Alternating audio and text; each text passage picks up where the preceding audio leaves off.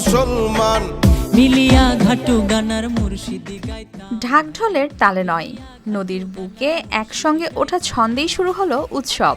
দুই তীরে মানুষের ঢল, মাঝ নদীতে সারি সারি নৌকা, আর তালে তালে বৈঠা চালিয়ে গ্রাম বাংলার শতবর্ষের ঐতিহ্য যেন প্রাণ ফিরে পেল আবারও।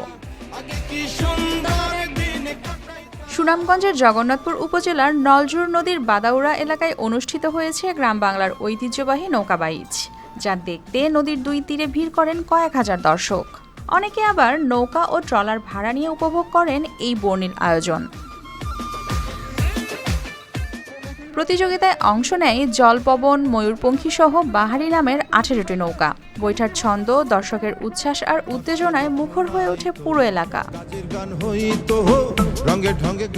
হবিবপুর গ্রামবাসীর উদ্যোগে আয়োজিত এই প্রতিযোগিতা শুধু একটি ক্রীড়া আয়োজন নয়, বরং ঐতিহ্য ও সংস্কৃতির এক মিলন মেলা, যেখানে সব বয়সের মানুষের উপস্থিতিতে উৎসবের আবহ ছড়িয়ে পড়ে নদীর দুই পাড় জুড়ে। ফোটানোর ঝামেলা ছাড়াই নিরাপদ পানির জন্য ঘরে আনুন পিওরিট। কল করুন 16627।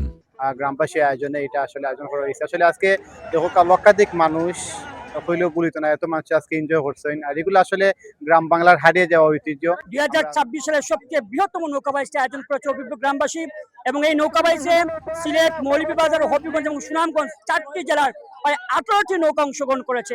আয়োজকরা জানান, অংশগ্রহণকারী নৌকার সংখ্যা বেশি হওয়ায় একদিনে প্রতিযোগিতা শেষ করা সম্ভব হয়নি, ফলে পরবর্তীতে ঘোষণা করা হবে ফাইনাল রাউন্ডের তারিখ।